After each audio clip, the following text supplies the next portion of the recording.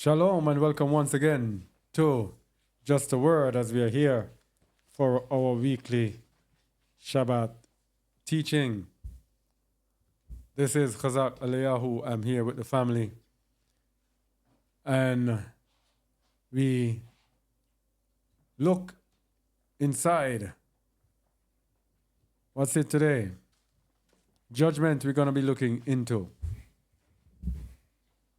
And we are going to be looking at so many things about judgment. I hope we'll have time to do all of them. One of the main things we are looking into, judgment is the main difference between God, G-O-D, and the Most High, YAHUAH Tsaba'oth. Judgment is the main thing, or the lack thereof, is the main thing while Christianity thrives and is the number one religion in the world.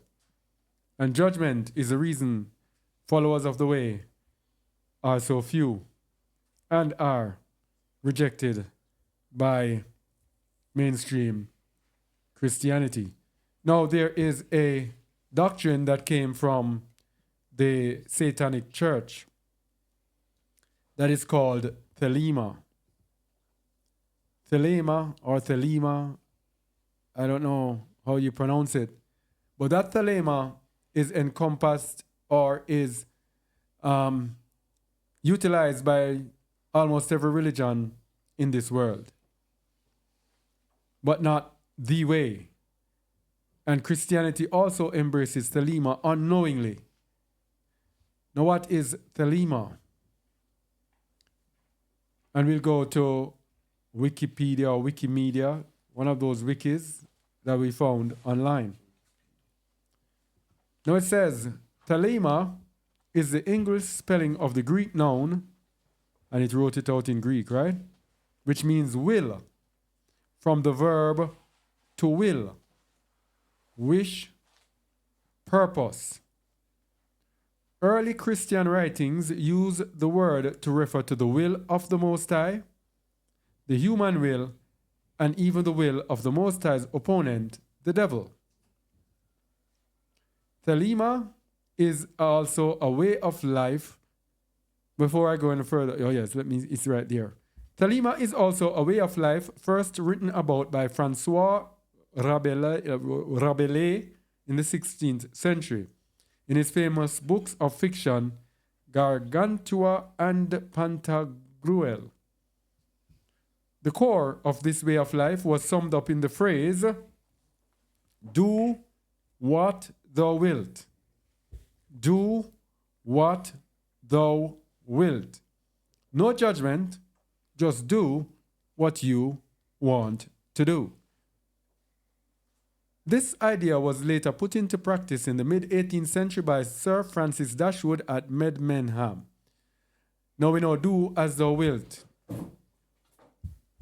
Do whatever you want to do. That is the principle of it. This Thelemic law of Rabelais was revised by Aleister Crowley in 1904 when Crowley wrote the Book of the Law. This book contains the Book of the Law. Notice this Satanist writing the Book of the Law. This book contains both the word Thelema in Greek as well as the phrase, do what thou wilt. From this, Crowley took Thelema as the name of his own religion. Sri Gurudev Mahendranath wrote that Rabelais, Dashwood, and Crowley must share the honor of perpetuating Thelema. Modern Thelema. The core of Thelemic thought is do what thou wilt. People understand and apply this in different ways. For example, some people accept Crowley as a prophet. Other people regard Crowley's system to be only one form of Thelema.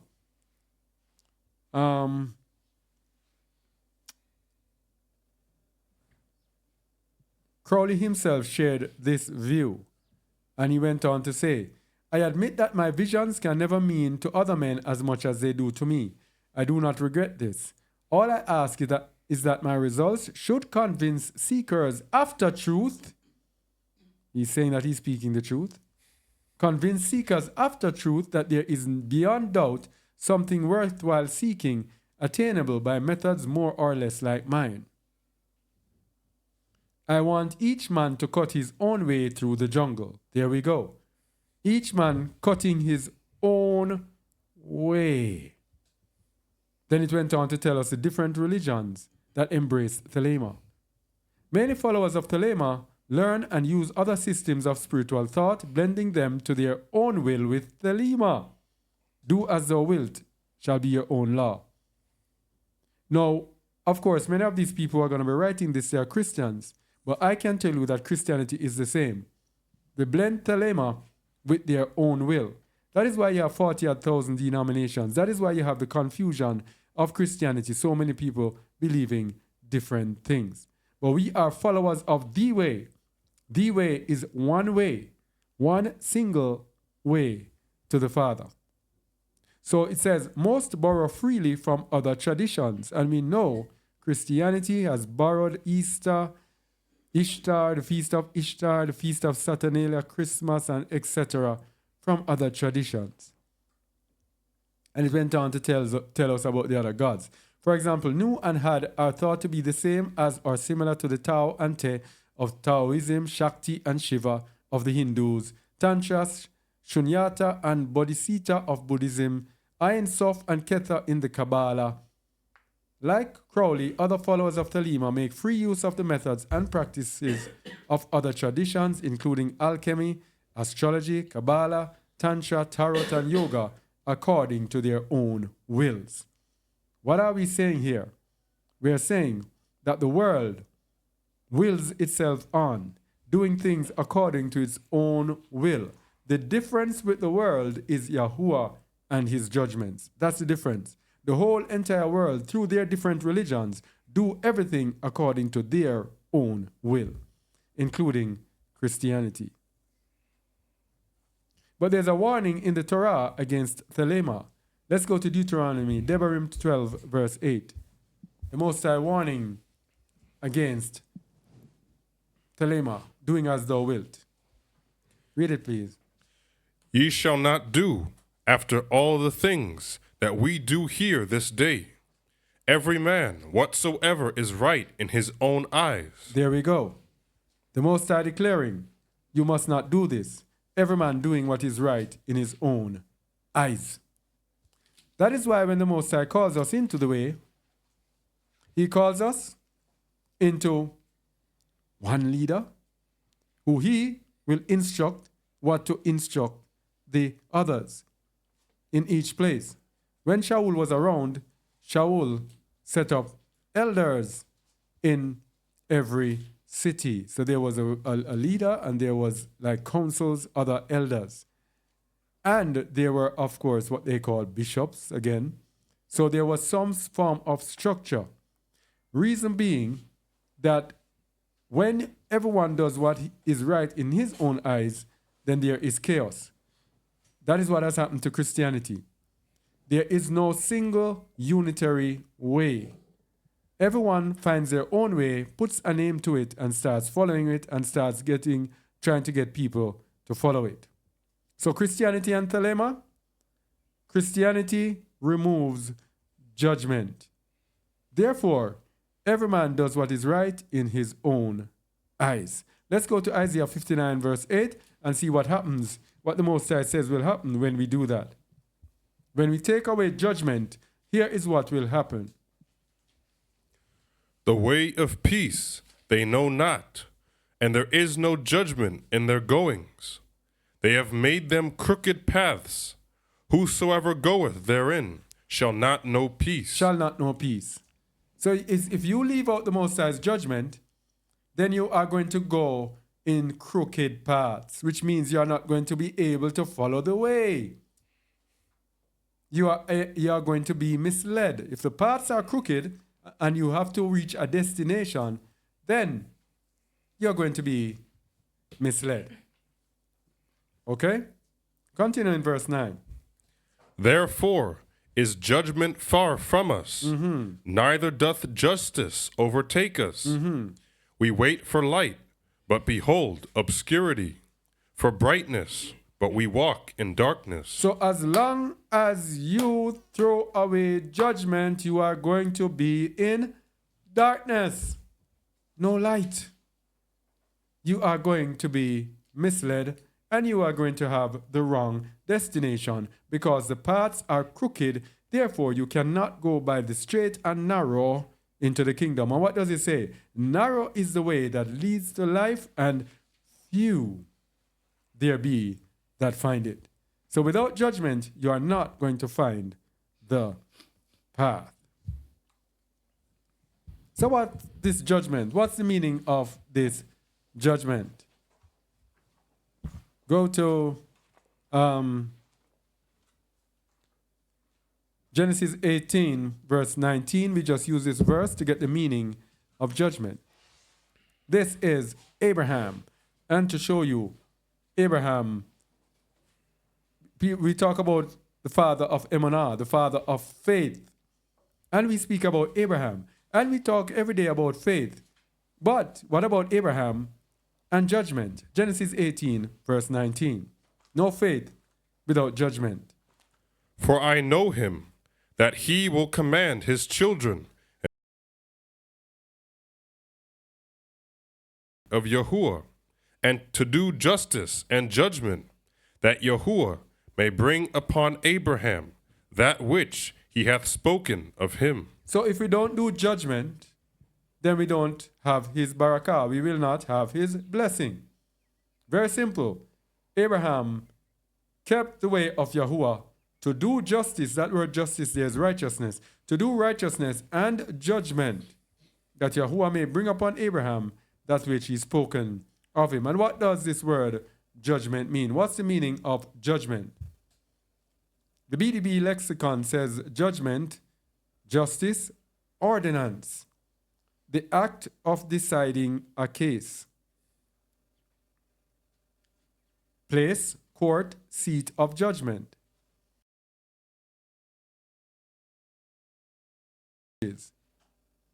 Case or cause presented for judgment.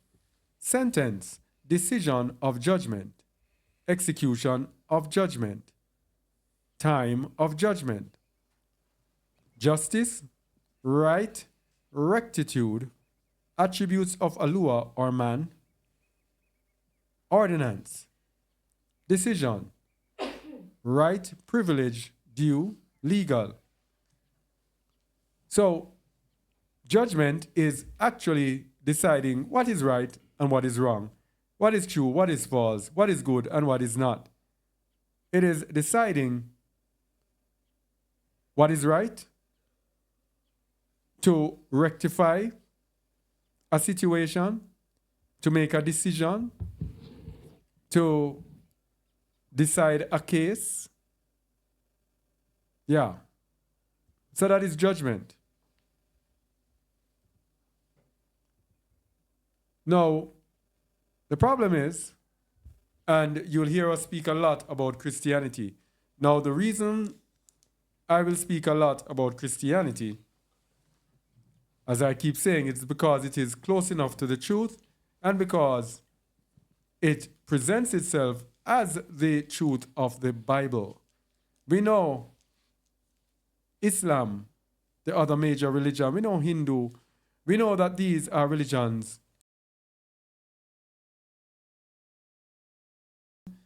and they're a whole totally different thing, but Christianity presents itself as being the truth. And many people will be listening to this who will be Christians or former Christians or such. So we have to speak about that religion more than anything else. All right? So Christians hate judgment so much that they despise YAHUAH and anyone today speaking too much about judgment. So they will tell you about YAHUAH that he is the angry God and he's the God of the New Testament. They will classify him as. Yeah? And they will speak about their Jesus. And they will put up their Jesus beside YAHUAH and say, worship YAHUAH, Jesus is God. Because they hate YAHUAH and they despise his judgments. But what will happen to those who despise YAHUAH? Jeremiah 23 verses 16 to 22. Yeah, that's better. Jeremiah 23, 16 to 22. Thus saith YAHUAH Tsaba'oth, hearken not unto the words of the prophets that prophesy unto you. They make you vain. They speak a vision of their own heart, and not out of the mouth of YAHUAH. So let me tell you something. If a prophet is just speaking nice things, he's not speaking hard words, he's not speaking judgment, then that prophet cannot be of YAHUAH. Verse 17.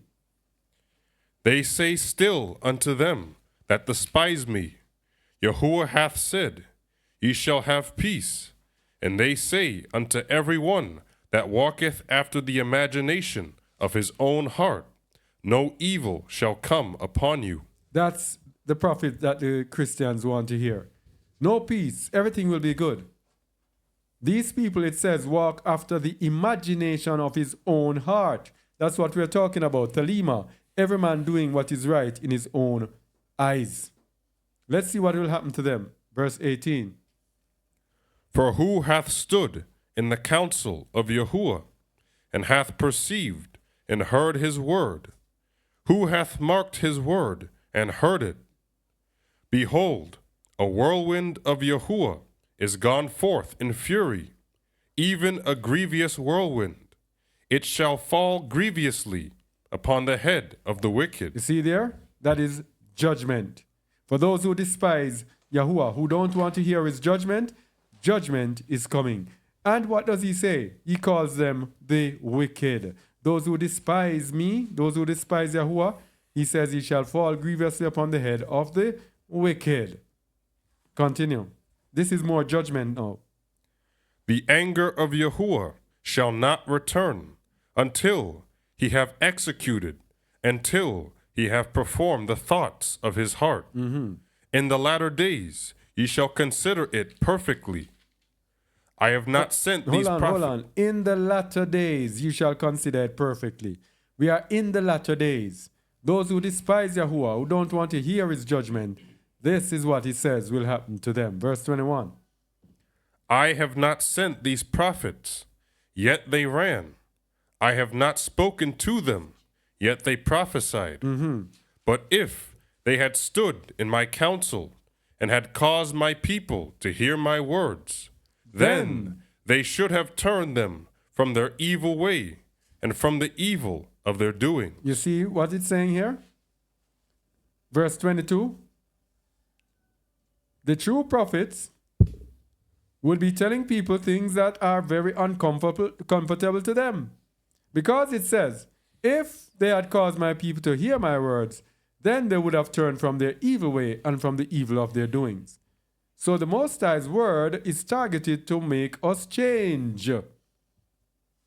So if we are not speaking things to make people change, then we are not of YAHUAH. Or to make us feel comfortable, he sends out his word to change us. So man doing what is right in his own eyes, the heart of man is desperately wicked. Jeremiah 17 verse 9. Let's touch that, please.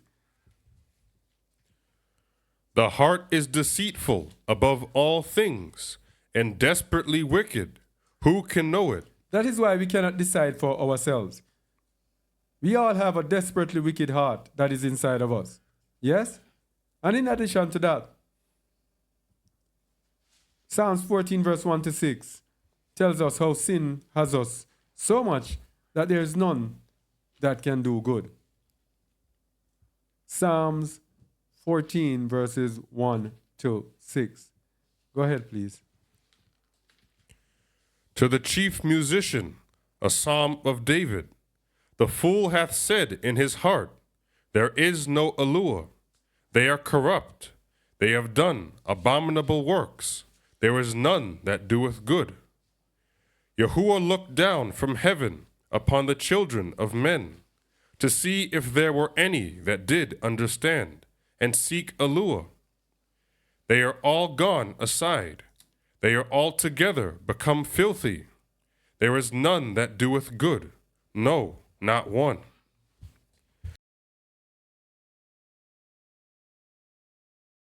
Who eat up my people as they eat bread, and call not upon Yahuwah.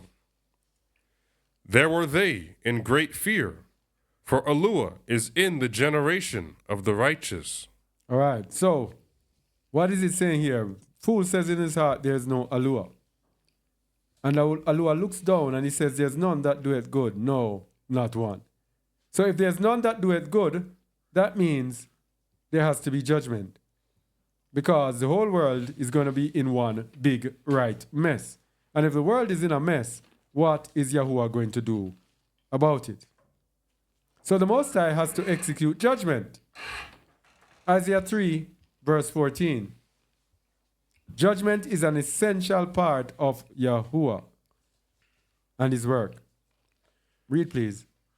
YAHUAH will enter into judgment with the ancients of his people and the princes thereof, for ye have eaten up the vineyard. The spoil of the poor is in your houses. Zephaniah 2, verse 3. So he will enter into judgment with the elders of his people and the princes because of what they have done. As a matter of fact, he will enter into judgment with everyone. Zephaniah 2, verse 3. Seek ye Yahuwah, all ye meek of the earth, which have wrought his judgment. Seek righteousness, seek meekness. It may be ye shall be hid in the day of Yahuwah's anger. So we have all wrought his judgment because all have sinned and come short. But the meek of the earth, who will be seeking righteousness, will be seeking YAHUAH. So the judgment is necessary to get the meek of the earth to seek YAHUAH and to weed out those who hate his judgment. So the judgment is a divider of the good and the bad. Without the judgment, how can we divide? How can we divide the obedient from the disobedient? How can we divide the wicked from the righteous? How can we divide the good from the bad? So without his judgment, there is no righteousness. And this is a very important point. So if, as we were saying, for example, the Christian religion does not regard his judgment, if there is no judgment, there is no righteousness. That means as a Christian, you are in a religion in which there is no righteousness being manifested. And the Bible tells you in 1 Corinthians 6 that the unrighteous shall not inherit the kingdom of YAHUAH. In verses 9 to 10. Deuteronomy 25, verses 2 to 3. Without his judgments, there is no righteousness. And it shall be, if the wicked man be worthy to be beaten. No, verse 2. If there be. If there be a controversy between men, and they come unto judgment, that the judges may judge them, then they shall justify the righteous and condemn the wicked. All right, so that's the divider. The judgment is there to justify the righteous and to condemn the wicked. Verse 2. And it shall be, if the wicked man be worthy to be beaten, that the judge shall cause him to lie down, and to be beaten before his face, according to his fault, by a certain number. 40 stripes he may give him, and not exceed, lest, if he should exceed, and beat him above these with many stripes, then thy brother should seem vile unto thee. So, when there is judgment, then there is a penalty. It is similar to when you're driving your motor car and you speed. Yeah? You are going to get a ticket. If you come upon a speed trap, you are going to get your ticket. That is the penalty. And they will tell you, depending on the speed, that is the amount of money that you will pay. So there is a certain penalty that you have to, and the Most High will not exceed it, because even though it is a hard thing to get 40 stripes, that's rough, but the Most High will not want to be brutal, even in his judgment with his people. He still shows compassion. Isaiah 5:16. But YAHUAH Tsaba'oth shall be exalted in judgment, and YAHUAH that is set apart shall be sanctified in righteousness. So he is exalted in judgment. That is what makes him exalted. That is why in this earth, this God of this world, there is no real judgment with him. Because it's Yahuwah who is exalted in judgment. And he is sanctified in righteousness. So when he judges, those who are righteous will be sanctified before him. Very, very simple. As I said, these things are simple, but they have been ignored through this false religion that is upon the earth. So judgments and Torah, without judgments, we will not do his commandments. Ecclesiastes 12, Go ahead. 14. Ecclesiastes 12, 14. 13 and 14. Okay. Hold on, please. I know it by heart. Go ahead. Let us hear the conclusion of the whole matter. Fear YAHUAH and keep his commandments, for this is the whole duty of man. Here, number 14 now. For YAHUAH shall bring every work into judgment with every secret thing, whether it be good or whether it be evil. So how can they be reading this Bible and not focusing on the judgments of Yahuwah?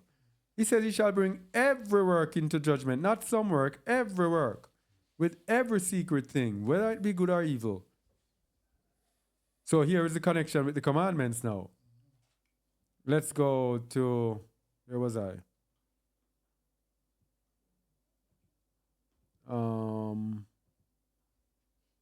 Where are we?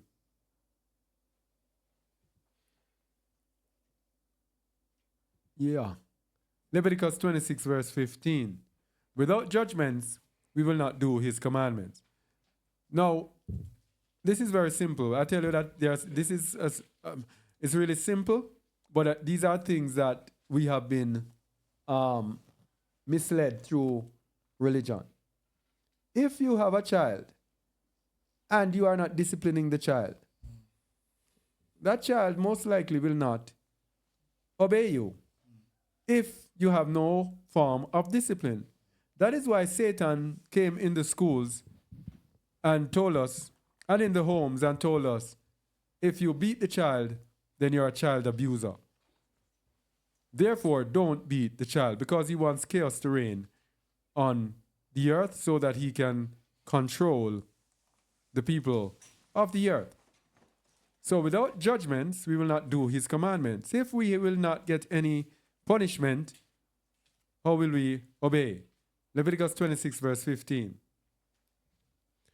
And if ye shall despise my statutes, or if your soul abhor my judgments, so that ye will not do all my commandments, but that ye break my covenant. All right, look at that verse carefully.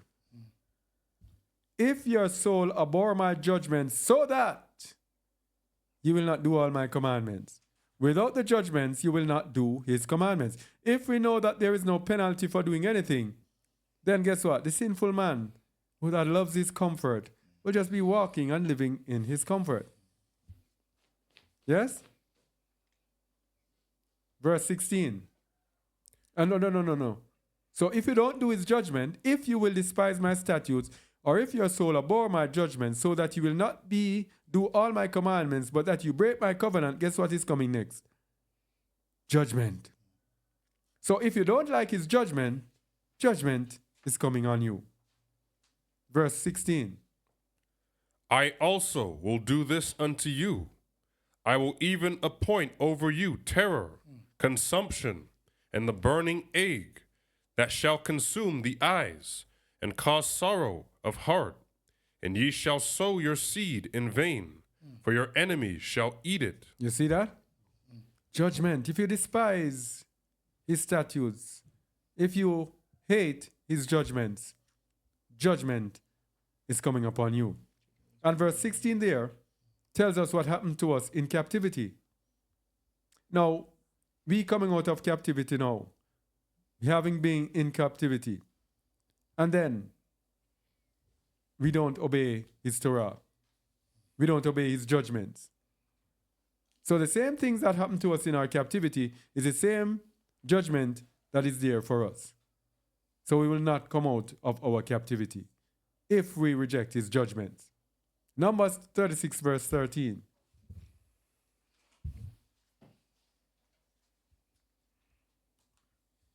Numbers 36 verse 13.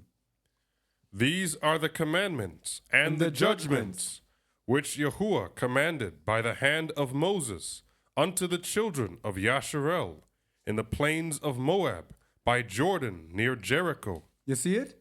These are the commandments and the judgments. They go hand in hand. They both go together. And guess what? Modern religion rejects what? Both the commandments and the judgments.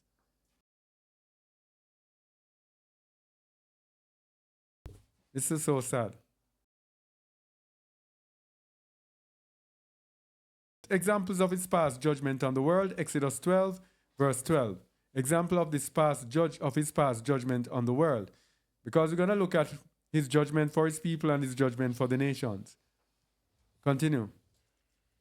For I will pass through the land of Egypt this night, and will smite all the firstborn in the land of Egypt, both man and beast, and against all the Elohim of Egypt I will execute judgment. I am Yahuwah. See it? I will execute judgment on all the Elohim of Egypt. So, that's judgment on Egypt. Let's give an example of the coming judgment on the world. Revelation 18:4.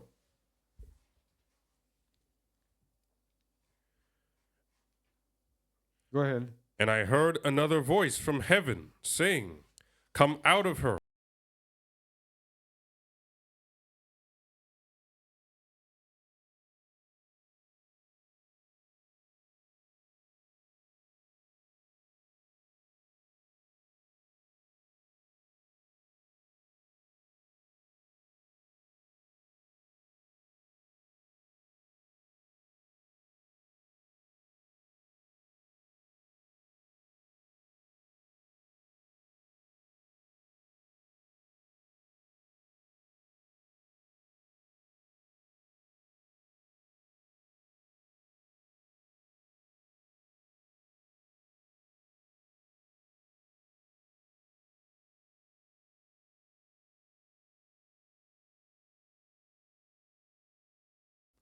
Microphone check, 1, 2. Sorry about that. But something got unplugged, all right? So his judgment on the world is the destruction of Babylon, Revelation 18:4. And he tells his people to come out of her, because we're going to show that in his judgment also he exercises mercy on his people. Whenever he's judging the world, there is mercy on his people. That is why coming out of Egypt, he took his people out and set them apart and say, keep the Passover, and I will pass over you while I destroy the Egyptians. In Babylon, he tells his people to flee out of the midst of Babylon before he destroys them. Now, as believers, he uses us to judge our people. Deuteronomy 16, verses 18 to 20.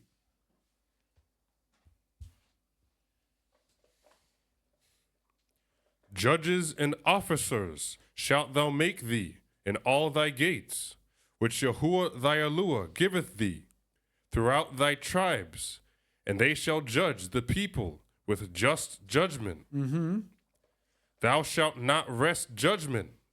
Thou shalt not respect persons, neither take a gift. For a gift doth blind the eyes of the wise, and pervert the words of the righteous. That which is altogether just shalt thou follow, that thou mayest live, and inherit the land which Yahuwah thy Eluah giveth thee. So the Most High calls us to judge our people, but to judge them with equity and not respecting persons, not taking a bribe. That which altogether just shalt thou follow. If we do that, we will live and inherit the land which Yahuwah gave unto us. Note, we are called to judge one another righteously. Let's read it again. Leviticus 19:15. We are to judge righteously. Ye shall do no unrighteousness in judgment. Thou shalt not respect the person of the poor, nor honor the person of the mighty, but in righteousness shalt thou judge thy neighbor. In righteousness shalt thou judge, because the Most High is a righteous judge. John 7:24, and that show that this is not an Old Testament thing, New Testament judgment. John 7:24. Judge not according to the appearance, but judge righteous judgment. That was Hamashiach there speaking. So judgment is not over, and we're going to see later on New Testament judgment. Okay? So here's the problem now. There's a danger of self-righteousness, self-deception, and self-centeredness among believers in judgment. We often spend too much time focusing on right and wrong of other believers, so much so that we end up being and doing unrighteousness ourselves in judgment. Self-righteousness, self-deception, and self-centeredness. Now this we read last week in the books of the Nazarene and chapter 15 verses 30 to 33. Page 146. Let's go there.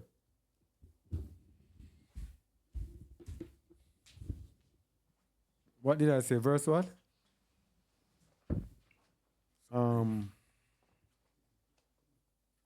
30 to 33.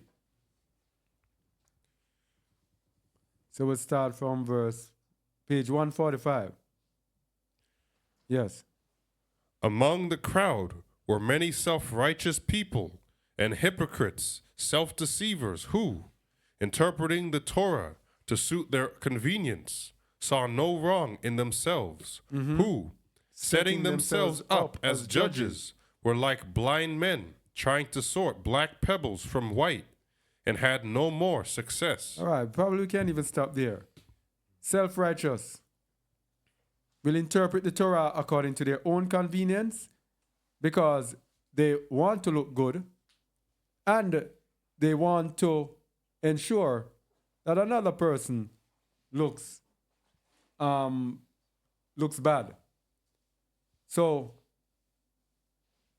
they will set themselves up as judges, but it says they will be like blind men trying to sort black pebbles from white and not have success.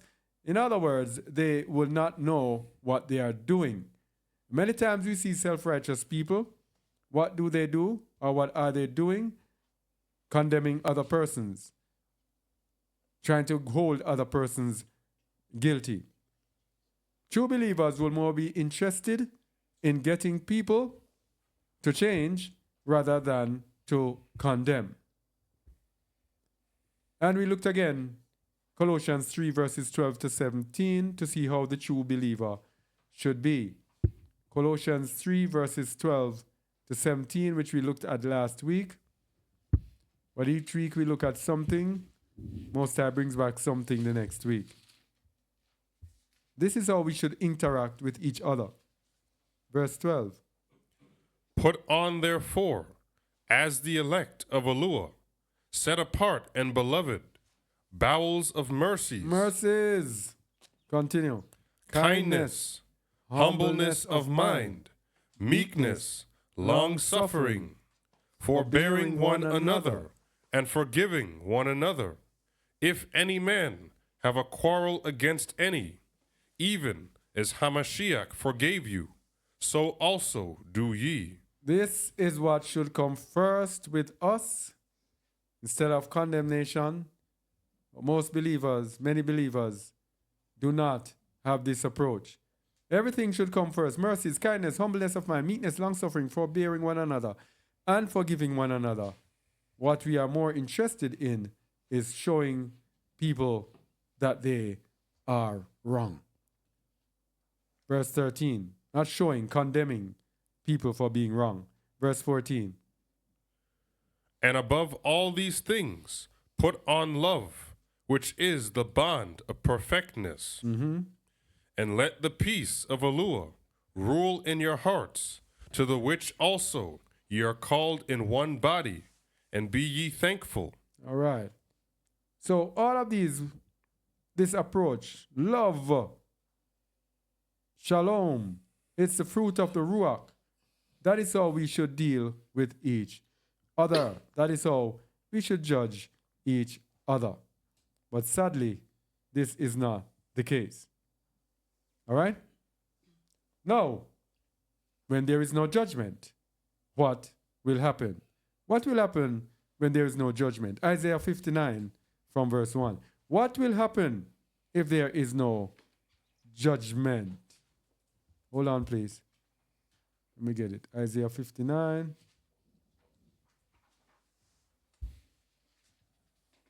Go ahead.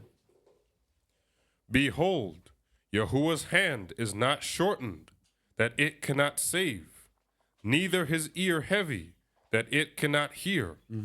But your iniquities have separated between you and your YAHUAH, and your sins have hid his face from you, that he will not hear.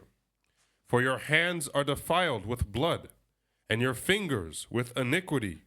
Your lips have spoken lies, your tongue hath muttered perverseness. Thus all of these corruptions will be there when there is no judgment. Verse 4. None calleth for justice, nor any pleadeth for truth. They trust in vanity, and speak lies. They conceive mischief, and bring forth iniquity. They hatch cockatrice eggs, and weave the spider's web. He that eateth of their eggs dieth, and that which is crushed breaketh out into a viper. Their webs shall not become garments, neither shall they cover themselves with their works. Their works are works of iniquity, and the act of violence is in their hands. All of these when there's no judgment. Continue. Their feet run to evil, and they make haste to shed innocent blood. Their thoughts are thoughts of iniquity. Wasting and destruction are in their paths. Now, if you check the crime statistics worldwide, and you check the Christian countries, the Western countries, and compare them with Islam, the Muslim countries, a vast, vast difference. Why? There is judgment in Islam. If you steal, they chop off your hand. If you're caught doing drugs, they kill you. So guess what? Everyone is afraid to get caught doing those things. So the crime rate, murder rate is low, low, low. All of the most crime-ridden countries in the world are Christian countries. All of them. Unless, of course, the country is at war. But in a normal day today, because there's no judgment and we did not grow up with judgment as Christians, that is why the crime rate is so high. Here's the Most High is telling you all the different evil that will be there. Continue. The way of peace they know not, and there is no judgment in their goings. They have made them crooked paths. Whosoever goeth therein shall not know peace. Therefore is judgment far from us, neither doth justice overtake us.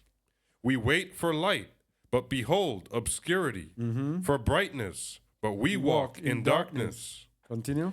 We grope for the wall like the blind, and we grope as if we had no eyes. We stumble at noonday as in the night. We are in desolate places as dead men. Yes. We roar all like bears and mourn sore like doves.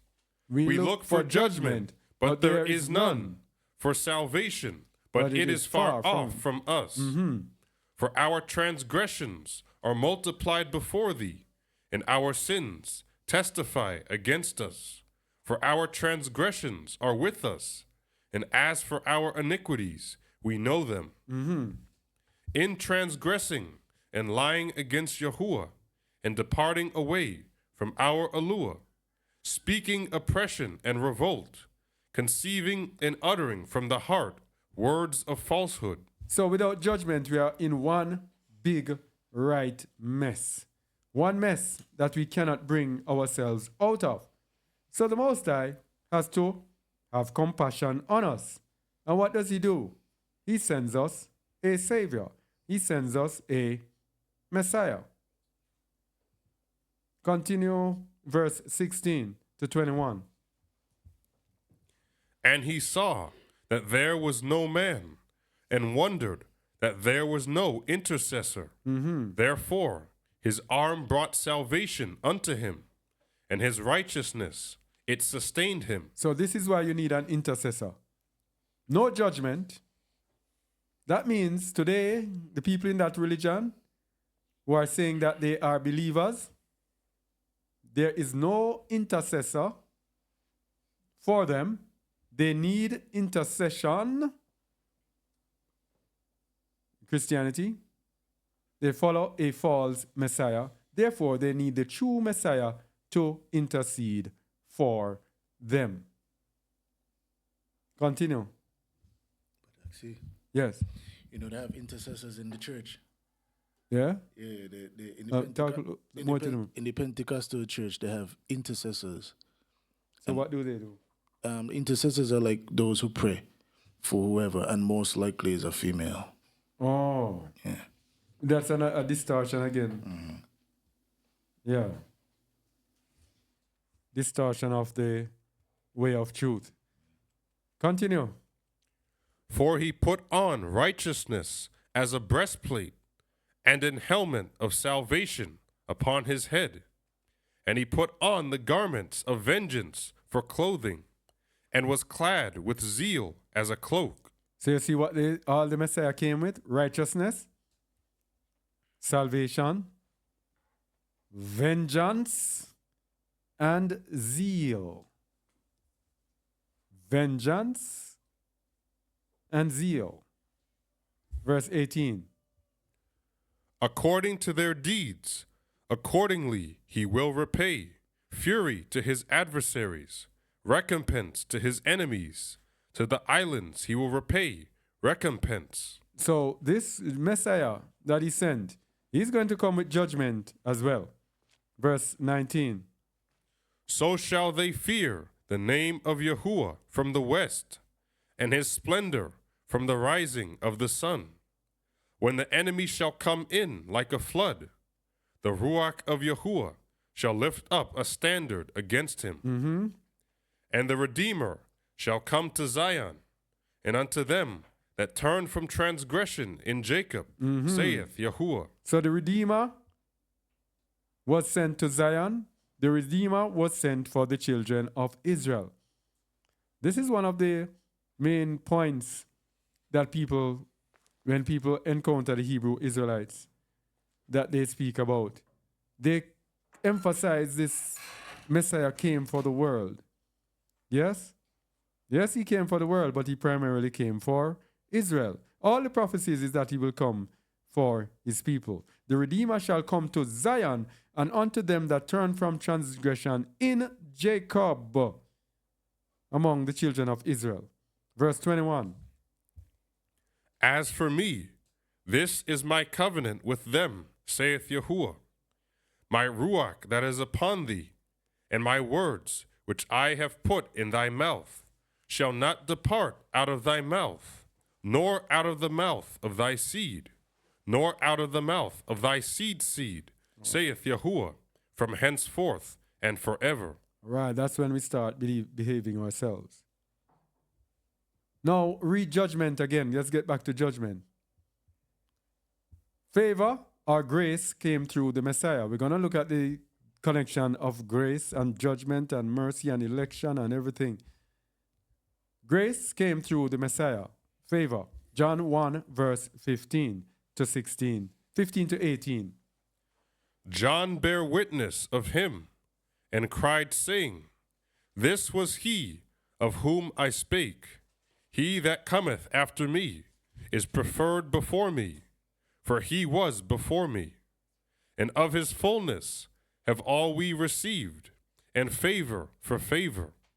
For For the law was given by Moses, but favor and truth came by YAHUAH HaMashiach. No man hath seen YAHUAH at any time, the only begotten Son, which is in the bosom of the Father. He hath declared him. All right, so grace and truth came by YAHUAH HaMashiach. So the Son has declared the Father and the Father's grace or favor. Now, this is what the world's religion, the world's number one religion, has swallowed up this grace and used the grace to negate the judgment of the Most High. But grace is nothing new. The Most High has been having grace from ever since. It is grace that made him not destroy Noah and set Noah apart. Yes, grace is nothing new. Exodus 34, verse 9.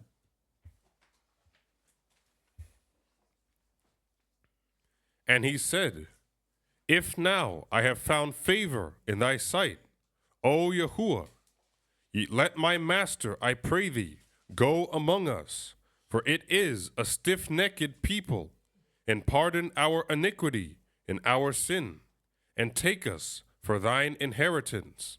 All right? So, that's grace in the time of Moses. Romans 6, verse 1.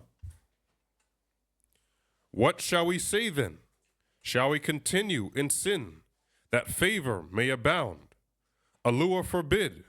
How shall we, that are dead to sin, live any longer therein? So, Shaul here was asking, shall we continue in sin that favor may abound? Because favor came through YAHUAH HaMashiach. He's saying, YAHUAH forbid. How can we go back and be living in sin after we have been forgiven of our sins? Yeah? So this is a major error from that world's number one religion, using grace to negate his judgment.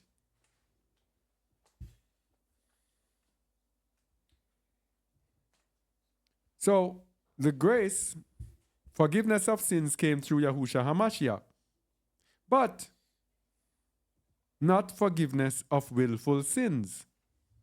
So the grace that the Most High gives is it's like, how should I say it? It's favor so that we are not consumed by his judgment. That is what mercy and judgment is for, and grace is for. Give us favor so we are not consumed of his judgment. But it is not a license for us to sin willfully. To know that something is a sin and go and do it, that is willful sin, and for that we have no grace. Hebrews 10, 25 to 31.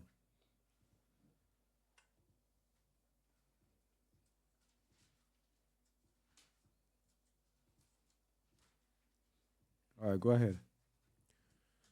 Not forsaking the assembling of ourselves together, as the manner of some is, but exhorting one another, and so much the more, as ye see the day approaching. For if we sin willfully, after that we have received the knowledge of the truth, there remaineth no more sacrifice for sins, but a certain fearful looking for of judgment and fiery indignation, which shall devour the adversaries. All right, we can stop there. Just to give a note there, that grace is not an excuse for us to go into willful sin. Because forgiveness in the Torah is only for the sins that we did not know. It is not for willful sins. Numbers 15, 29 to 31. Ye shall have one law for him that sinneth through ignorance, both for him that is born among the children of Yasharel, and for the stranger that sojourneth among them. But the soul that doeth aught presumptuously, Yes. whether he be born in the land or a stranger, the same reproacheth Yahuwah, and that soul shall be cut off from among his people, because he hath despised the word of Yahuwah, and hath broken his commandment. That soul shall utterly be cut off. His iniquity shall be upon him. So how can we have a religion now? How can we have a religion that says grace, we are all sinners, we all have to sin? And so they will go and sin and they say, God forgive me. Even before they commit the act, they say, they don't even ask their Yahuwah to forgive them. They presumptuously say, oh, God will forgive me. They make the statement compelling the Most High, telling him what to do, when this is totally against the word of truth. You see that religion? That's why you have to speak against it. That wickedness, Satan's wickedness. That religion bringing so many people to Sheol.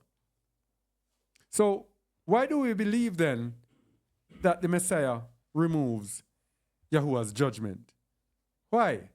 When we have this in the New Testament, John 9 verses 39 to 41. Messiah did not come to remove Yahuwah's judgment. Look at this declaration. And Yahushua said, for judgment I am come into this world. Oh, stop there. So it's the Christian Bible, they call it. It's in the New Testament. Yahushua says, for judgment I am come into this world. Christians make no note of judgment. As a matter of fact, they detest the Most High because of his judgments. Read it from 39 again, please. And Yahushua said, for judgment I am come into this world, that they which see not might see, and that they which see might be made blind. All right, I think we're going to look into this blind and not see and everything. Here, continue. And some of the Pharisees which were with him heard these words and said unto him, are we blind also? Yahushua said unto them, if ye were blind, ye should have no sin. But now ye say, we see, therefore your sin remaineth. This is the same thing now when you're interacting with people. When you're interacting with people and they know the word. For example, you're out there talking to a Christian again, as they are the topic. You're talking to a Christian and you're telling them the truth. If they are blind, if they are willing to prove all things, if they accept, well, I don't know, then they have an opportunity to be healed.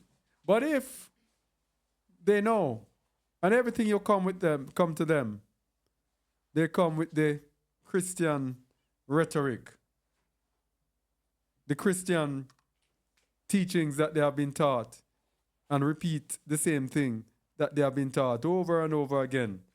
You hear the same thing. Then their sins will remain because they will never, ever, ever change. You see this all the while with people ministering to them on the streets. The ones who think they know and they keep repeating, but that means such and such. They have no chance. They will remain blind.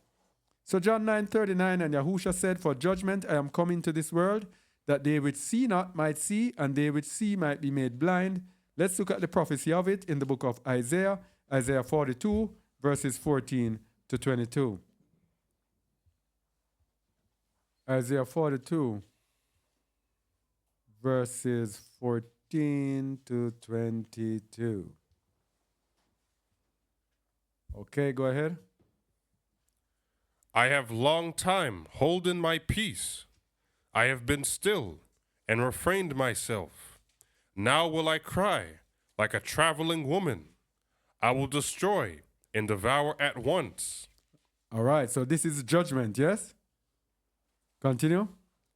I will make waste mountains and hills, and dry up all their herbs, and I will make the rivers islands, and I will dry up the pools, and I will bring the blind by a way that they knew not. I will lead them in paths that they have not known. I will make darkness light before them, and crooked things straight. These things will I do unto them, and not forsake them. So in the midst of his judgment there, he's showing mercy to the remnant, to the blind. Who are the blind? The blind are those who cannot see until they are led by him. It's like us in the end time. We are the blind because we accepted that we did not know. We sought his truth. We sought him out. And now he is leading us. He will bring the blind by a way that they knew not. This is a prophecy of the Messiah. That is why Yahushua said, for judgment time come into this world, that they which see not might see, and they which see might see not. This is the prophecy right here. Verse 17. They shall be turned back. They shall be greatly ashamed that trust in graven images, that say to the molten images, Ye are our Elohim. Continue. Hear ye deaf and look, ye blind that ye may see. That's it. Look and hear that ye may see. This is prove all things, hold fast that which is good. Anybody don't use up that, we're going to be in problem. Continue. Who is blind but my servant, or deaf as my messenger that I sent? Who is blind as he that is perfect, and blind as Yahuwah's servant? So Yahushua was blind what? To the world. All he did was listen to his father. That's it. He was not influenced nor led with anything to do in this world. So who is blind as he that is perfect? Verse 20. Seeing many things, but thou observest not. Opening the ears, but he heareth not. Yahuwah is well pleased for his righteousness' sake. He will magnify the law and make it honorable. Verse 22. But this is a people robbed and spoiled. These are those who see, who are not blind and who are not deaf. But they will come with all sorts of arguments with everything that they know this and I know that. Case in point are the educated people in this world. Yeah, they will come and tell you, oh, that is foolishness. What can you prove that there's a God? Can you prove that such? Can you? Verse 22. But this is a people robbed and spoiled. They are all of them snared in holes, and they are hid in prison houses. They are for a prey, and none delivereth, for a spoil, and none saith, Restore. Read verse 23. Who among you will give ear to this? Who will hearken and hear for the time to come? You know what that is saying there? This is a people robbed and spoiled. This is telling you who the children of Israel are today. Look at verse 22, and you see that it is us who are the Israelites. Robbed and spoiled, that is us. Snared in holes, in prison houses.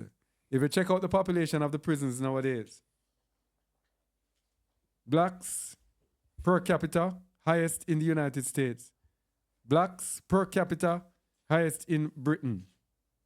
And I know the other nations where our people are, we are going to really control the prison houses. I say per capita because the whites there have bigger populations, but as a percentage of our population, it's higher. It says, they are for a prey, and none delivereth. Who can deliver us out of this system? Nobody. For a spoil, and none said, Restore. Nobody is saying, oh, restore these people. Nobody. We are just there being hated. And then verse 23 gives us a hint. He says, who among you will give ear to his? He said, he's actually saying, who is going to understand this that I'm saying? Who will hear for the time to come? The time to come is the end time when our people will be snared. And verse 24, the Most High now declaring that he is the one who did it. Verse 24. Who gave Jacob for a spoil, and Yasharel to the robbers? Did not Yahuwah, he against whom we have sinned? For they would not walk in his ways, neither were they obedient unto his law. Therefore they fell under his judgment. Verse 25.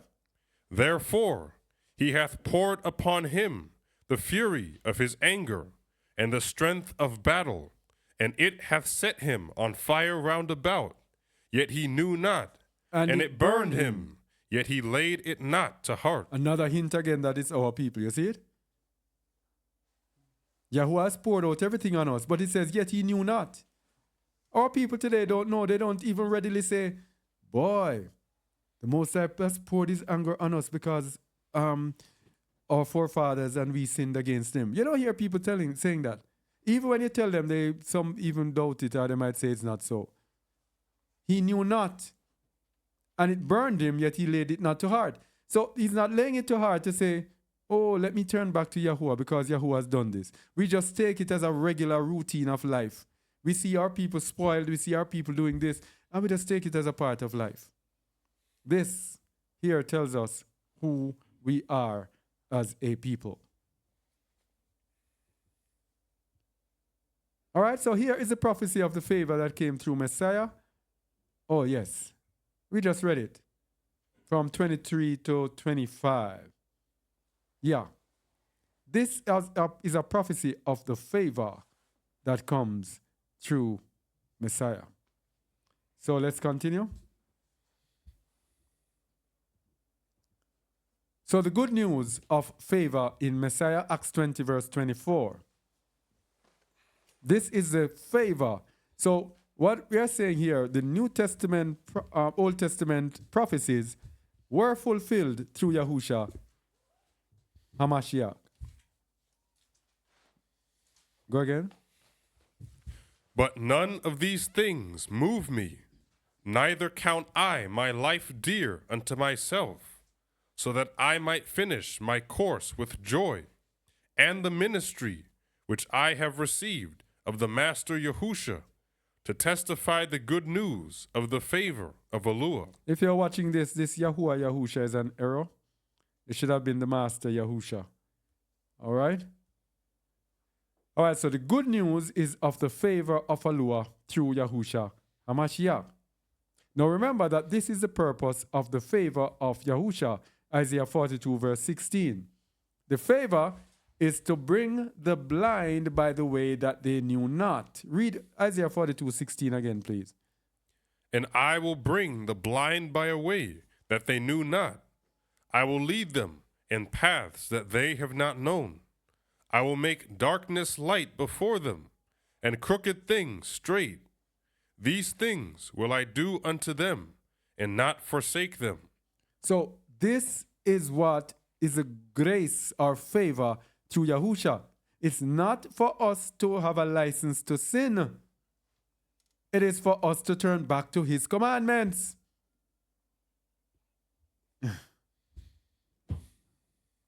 Hence, Yahusha declared himself as the fulfillment. John 9:39, we read that already.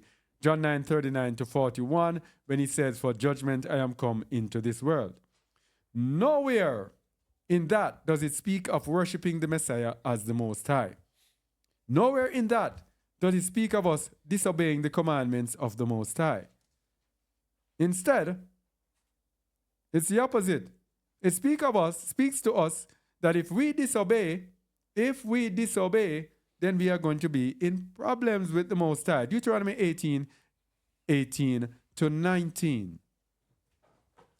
I will raise them up, a prophet from among their brethren, like unto thee, and will put my words in his mouth, and he shall speak unto them all that I shall command him. And it shall come to pass that whosoever will not hearken unto my words, which he shall speak in my name, I will require it of him. So you see the opposite. So the words that Hamashiach speaks, if we don't obey it, then we are going to be in problems with the Most High. Deuteronomy 18:18, of course, speaking about Joshua and speaking generally of a prophet that will be coming. It's a dual prophecy. So if Yahusha speaks and we don't hear, then we're going to be in serious problems with the Most High. So when he speaks and we reject it and say, okay, we all have to sin and all sorts of things, we're going to be in problems. So instead, I will make darkness light before them. Isaiah 42 verse 16. Let's go John 1, 1 to 5. This will give us more insights into John 1. Isaiah 42, 16 says, and I will bring the blind by a way that they knew not. I will lead them in paths that they have not known. I will make darkness light before them and crooked things straight. These things will I do unto them and not forsake them. I will make darkness light before them. John 1 verses 1 to 5, connecting that. In the beginning was the Word, and the Word was with YAHUAH, and the Word was YAHUAH. The same was in the beginning with YAHUAH. All things were made by him, and without him was not anything made that was made. In him was life, and the life was the light of men. And the light shineth in darkness, and the darkness comprehended it not. So the Christians use John 1 to justify worshiping the Yahusha as the Most High. What they should have done is to use John 1 to see that light has come through Yahusha so that we can walk in light, in truth, and not in darkness. John 8, verse 12.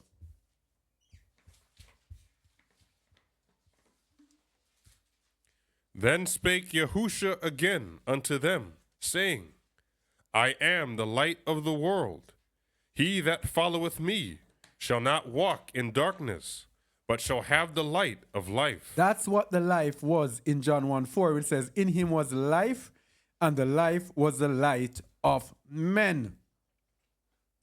That's why he was sent, to give us the light, to show us the way, to lead the blind out of darkness into light.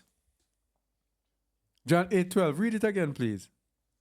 Then spake Yahusha again unto them, saying, I am the light of the world. He that followeth me shall not walk in darkness, but shall have the light of life. He didn't say he that worships me. He says he that followeth me. It's following him. So we also have to be like Hamashiach. Acts 26 verses 15 to 18.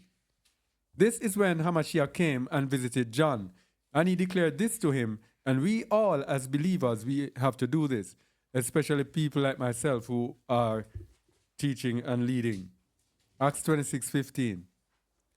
And I said, Who art thou, Master? And he said, I am Yahusha, whom thou persecutest.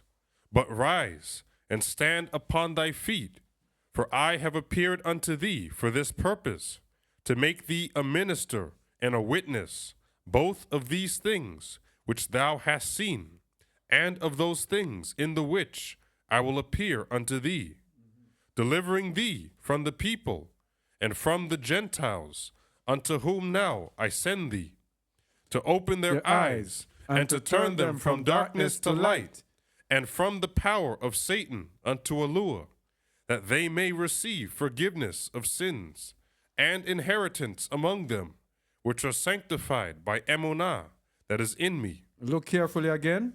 He was sent to move them from darkness to light. That is the John 1 that we should be focusing on.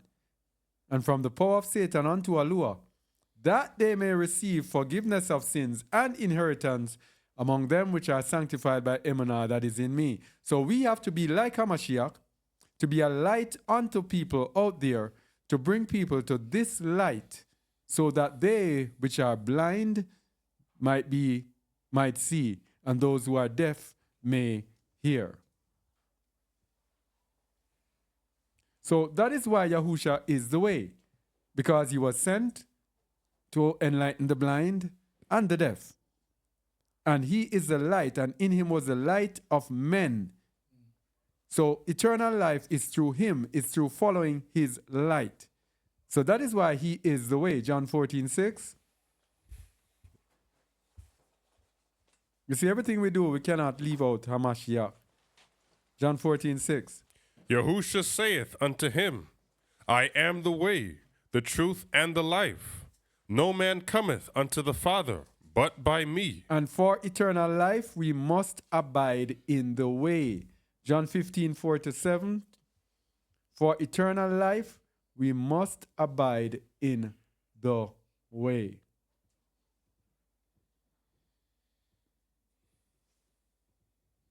Go ahead, please. Abide in me, and I in you, as the branch cannot bear fruit of itself, except it abide in the vine. No more can ye, except ye abide in me. I am the vine, ye are the branches. He that abideth in me, and I in him, the same bringeth forth much fruit. For without me ye can do nothing. If a man abide not in me, he is cast forth as a branch, and is withered, and men gather them, and cast them into the fire, and they are burned. All right, so this is one of the common popular verses that we use, regular verses. Let's go to Acts 27:31. So if we don't abide in Yahusha, then there is no hope. Verse 31. Paul said to the centurion and to the soldiers, except these abide in the ship, ye cannot be saved. You see? Except you abide in the ship, you cannot be saved. Now, when you come to Yahusha, many people, when it comes hard and difficult, people jump off the ship. Unless you abide in the ship, you cannot be saved. Because unless you are willing to go through the hard, rough time, the rough seas, then you will not be saved. In the books of Nazarene, Hamashiach also spoke about that when he says about the road, and if you abandon the way and seek an easier way, then your hope is gone. 1 John 2:28. For eternal life, we must abide in the way. So we're talking about judgment, but there are other fillers that we need to do to get more insights. 1 John 2:28. And now, little children, abide in him, that, when he shall appear, we may have confidence and not be ashamed before him at his coming. So we have to abide in him so that we can have confidence when he appears. 1 John 2:3-6. Same chapter, verses 3-6. And hereby we do know that we know him, if we keep his commandments. There we go. He that saith, I know him, and keepeth not his commandments, is a liar, and the truth is not in him. But whoso keepeth his word, in him verily is the love of YAHUAH perfected. Hereby know we that we are in him. He that saith he abideth in him ought himself also so to walk, even as he walked. All right, so he walked keeping his father's commandments, his father's judgment. So we also are to walk as he walked. Very simple. Now, Christianity seems to be the head topic here. Christians are so afraid of Yahuwah's judgment that they try to make their Jesus to be the Most High and use him to replace YAHUAH. So they will fight you tooth and nail to say, oh, Jesus is God. It's the same thing. It's in a Trinity. They are co-equal and co-this. Anything to make their Jesus replace YAHUAH. But sad to say, they don't realize that Yahusha said he came for judgment in the world. Let's look at the judgment of a Mashiach. So they are thinking that they have swapped the Most High for a gentle, kind, loving, compassionate shepherd who is like a little lamb, harmless, and all of that. Let's see the judgment of Yahusha. John 3:17.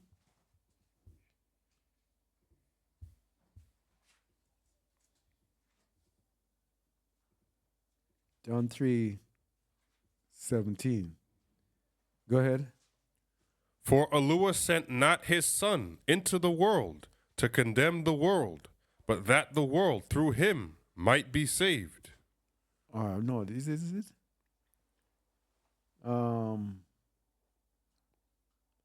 Start from 16. Yeah. For YAHUAH so loved the world, that he gave his only begotten Son, that whosoever believeth in him should not perish, but have everlasting life. This is a John 3:16 that's so many Christians, they will tell you. The first thing that John 3:16. As if to say, as you just believe with him in your mind, then you are good. Verse 17. For YAHUAH sent not his Son into the world to condemn the world, but that the world through him might be saved. He that believeth on him is not condemned, but he that believeth not is condemned already, because he hath not believed in the name of the only begotten Son of YAHUAH. All right, so the Christian doctrine is going on very fine up to this point. Let's see how it fares at verse 19, from verse 19. Read it, please. And this is the condemnation, that light is come into the world, and men love darkness rather than light, Because their deeds were evil. So we hate judgment because judgment shows up our deeds. Yahusha is the light. They do not want to come to the light, so they create a false Jesus that doesn't call you to do anything. Just do whatever you wilt. Remember we started with do as thou wilt? That is their Jesus. You can follow their Jesus and do whatever you want to do. Yes? So most Christians, almost all Christians who say John 3:16, they, from verse 19 onwards, disqualify them. Verse 20. For every one that doeth evil hateth the light, neither cometh to the light, lest his deeds should be reproved. You see that? They don't want to come to the light, so they avoid the light. Remember, you have to abide in him. You have to keep his commandments. You have to keep his Father's commandments. You have to walk as he walked. But what does Christianity do? Christianity takes him, changes his name, worships him as the Most High, and then negate sin altogether. So they hate the light and they don't come to the light, so that their deeds cannot be corrected. So their deeds cannot be corrected. Verse 21. But he that doeth truth cometh to the light, that his deeds may be made manifest, that they are wrought in YAHUAH. All right.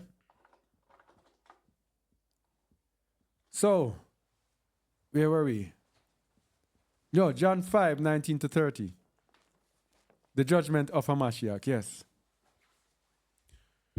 After these things came Yahushua and his disciples into the land of Judea, and there he tarried with them and immersed. And John also was immersing in Aenon, near to Salem, because there was much water there. And they came and were immersed. For John was not yet cast into prison. Then there arose a question between some of John's disciples and the Jews about purifying. And they came unto John and said unto him, Rabbi, he that was with thee beyond Jordan. John what? 3:26. No, it's John 5:19.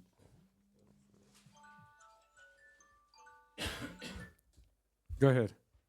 Then answered Yahushua and said unto them, Verily, verily, I say unto you, the Son can do nothing of himself, but what he seeth the Father do.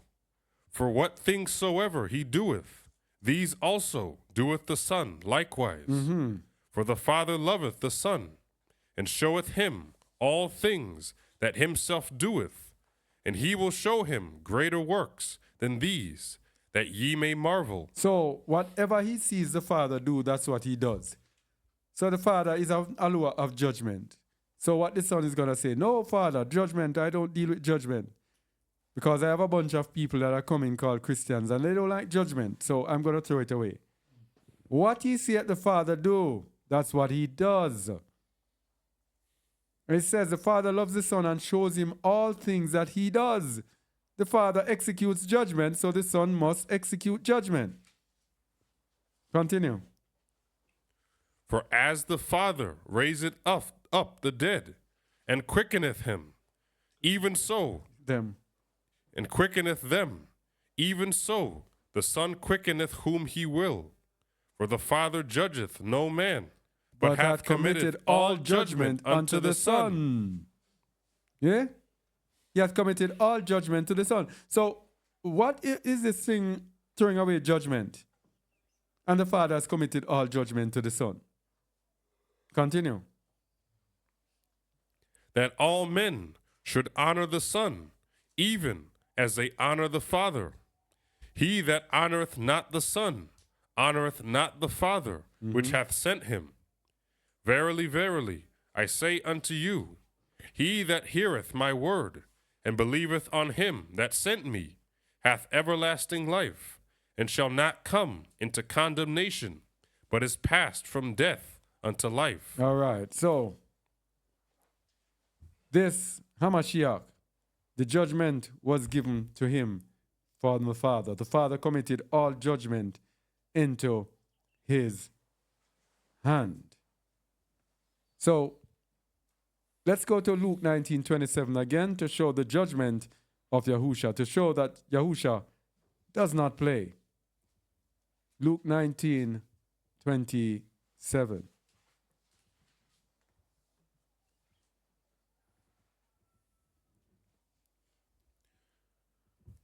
But those mine enemies, which would not that I should reign over them, bring hither, and slay them before me. And do what? Slay them.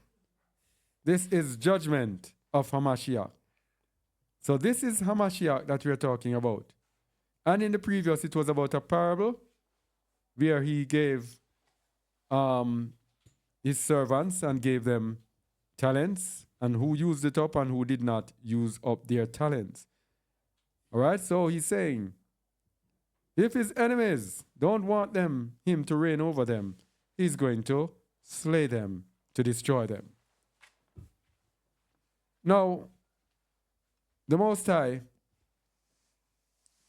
has, if you look in the Bible and you read, the Most High has a way of dealing with mercy, and that is, he does not change.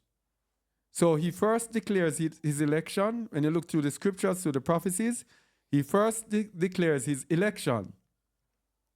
Then he shows them mercy. Election meaning the persons who he has chosen. Then he shows them mercy. Then, after showing them mercy, he gives them favor with blessings, with barakah. Then there is judgment and mercy again, because after he gives them blessing, if they go away from him, then he will judge them. All right? Then he will have mercy on them by gathering them back, and then he will turn and judge the nations. This is very consistent in the scriptures. You can go and read any scripture that starts or talks about him gathering his people, or talking about how evil his people have been against him. Very consistent. So let's look at it at work in Deuteronomy 32, verses 8 to 43. Deuteronomy 32. So this will let us get to know Yahuwah more and let us understand the scriptures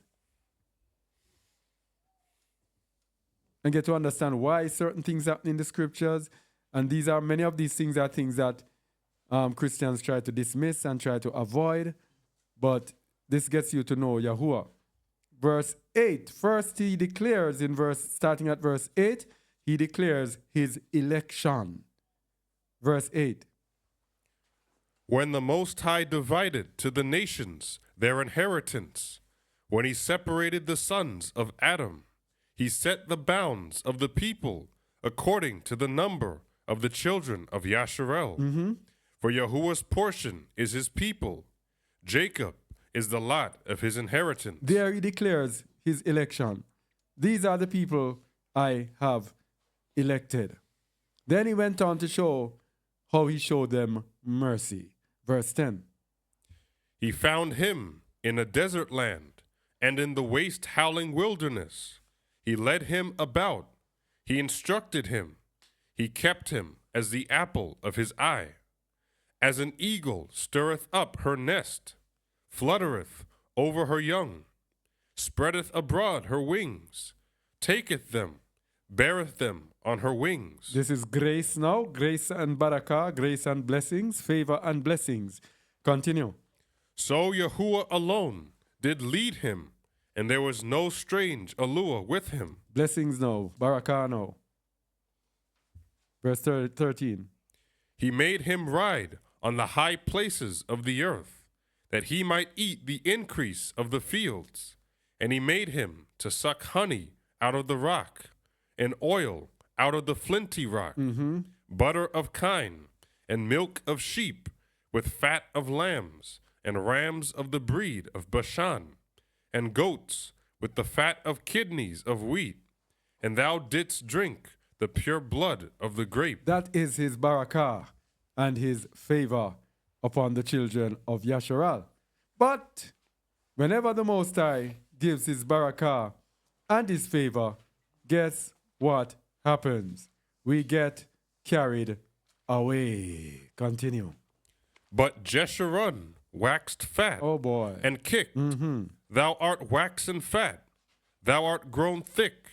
Thou art covered with fatness.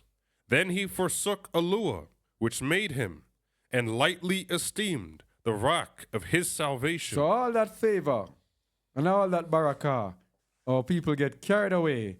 And guess what? We go into sin. Verse 16. They provoked him to jealousy with strange Elohim. With abominations provoked they him to anger.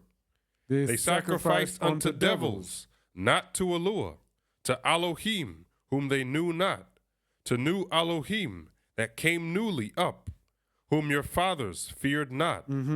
Of the rock that begat thee, thou art unmindful, and hast forgotten Allure that formed thee. So we see the process. First, his election, then his mercy, then his grace and blessings, then we forsake him, then judgment. Continue. And when Yahuwah saw it, he abhorred them because of the provoking of his sons and of his daughters. And he said, I will hide my face from them. I will see what their end shall be. For they are a very froward generation, children in whom is no faith. They have moved me to jealousy with that which is not Allure. They have provoked me to anger with their vanities, and I will move them to jealousy with those which are not a people. I will provoke them to anger with a foolish nation. All right. So, his judgment there. And that judgment there is captivity. Ultimate judgment is captivity. Verse 26. I said, I would scatter them into corners. I would make the remembrance of them to cease from among men. Were it not that I feared the wrath of the enemy, lest their adversaries should behave themselves strangely, and lest they should say, Our hand is high, and Yahuwah hath not done all this. But in the midst of judgment, there is mercy. All right? Now, after that judgment, verse 36. No, verse 25. The sword without and terror within shall destroy both the young man and the virgin. Wait. No, verse 35. Oh. To me belongeth vengeance and recompense. Their foot shall slide in due time.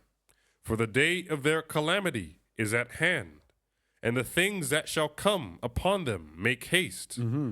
For Yahuwah shall judge his people, and repent himself for his servants. when he seeth that their power is gone, and there is none shut up or left. There is mercy again. You see the cycle? Mercy comes back. When he judges his people and he sees that they are down to nothing, no power left, then he will repent himself for his servants. Verse, the next thing after that now, you see, after he lifts up us up back, it is judgment for the nations. Verse 43. There's the other part of it now, the final part of it. 43.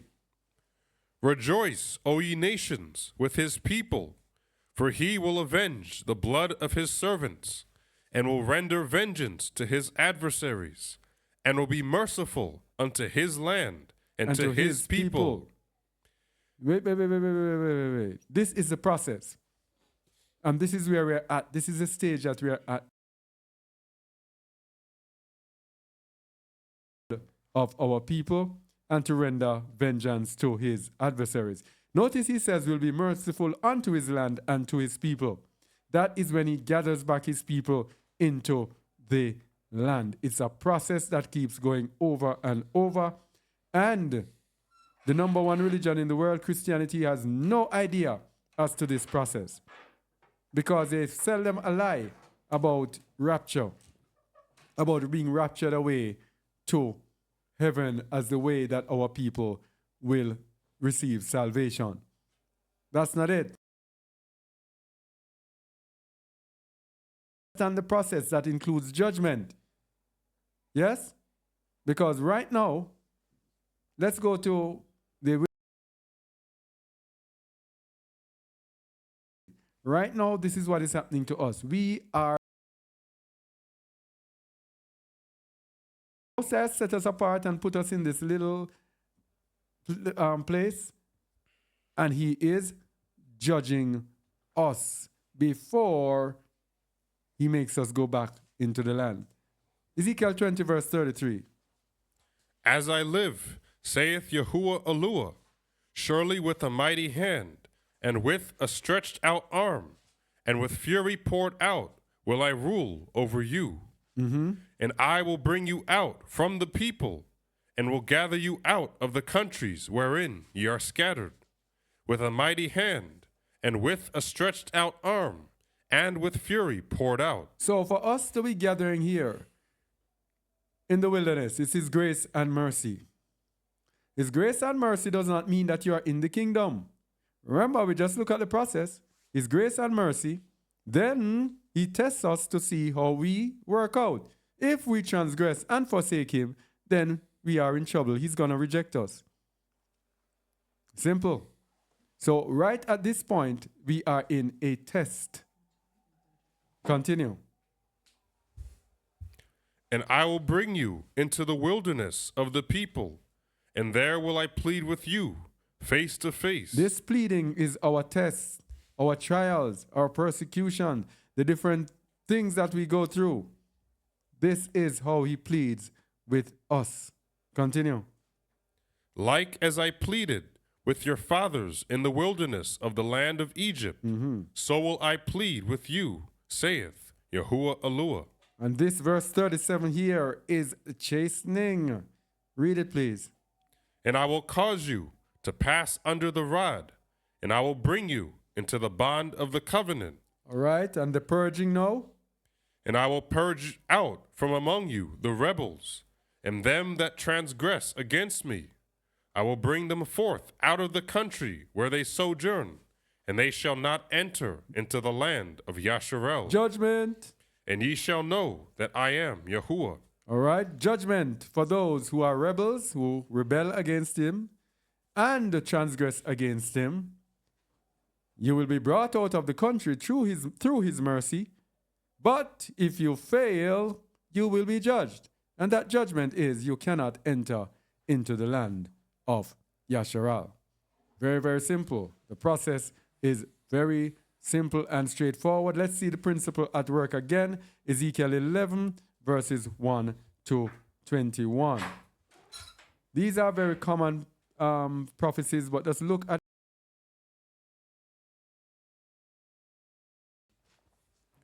Moreover, the Ruach lifted me up Is it? and brought me unto the east gate of Yahuwah.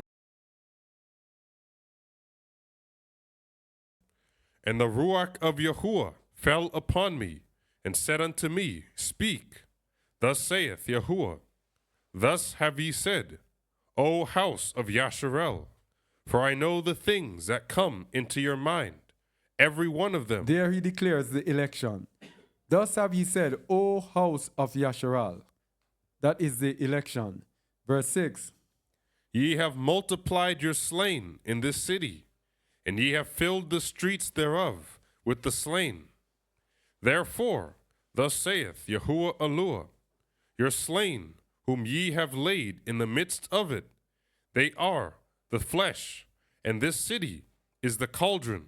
But I will bring you forth out of the midst of it. So this is for Jerusalem, those who are already in the land. They have already been brought into the land. It is his election. Then he speaks about their sin. Then after their sin, guess what? Judgment. Judgment comes after the sin. Continued? Continue. Ye have feared the sword, and I will bring a sword upon you, saith Yahuwah Eluah. And I will bring you out of the midst thereof, and deliver you into the hands of strangers, and will execute judgments among you. All right, so that is the judgment after the sin. Verse 10. Ye shall fall by the sword. I will judge you in the border of Yasharel, and ye shall know that I am Yahuwah. This city shall not be your cauldron, neither shall ye be the flesh in the midst thereof, but I will judge you in the border of Yasharel. And ye shall know that I am Yahuwah, for ye have not walked in my statutes, neither executed my judgments, but have done after the manners of the heathen that are round about you. No, Christianity is the religion of the heathens, of course. It's not the religion of the Israelites. And so no one wants to execute judgments. It is the manner of the heathen. That is why we tell our people who are in Christianity, get out. It is the heathen's religion. It is not ours. It is the curses of the law. Deuteronomy 28:36 tells you about the curse of worshiping other gods that our fathers never knew. Our fathers never knew Jesus Christ. Ezekiel 11 verse 13. And it came to pass, when I prophesied, that Pelatiah the son of Benaiah died. Then fell I down upon my face, and cried with a loud voice, and said, Ah, Yahuwah Eluah, wilt thou make a full end of the remnant of Yasharel? Again the word of Yahuwah came unto me, saying, Son of man, thy brethren, even thy brethren, the men of thy kindred, and all the house of Yasharel holy, are they unto whom the inhabitants of Jerusalem have said, Get you far from Yahuwah, unto us is this land given in possession. So after his judgment on Yasharal, then his mercy.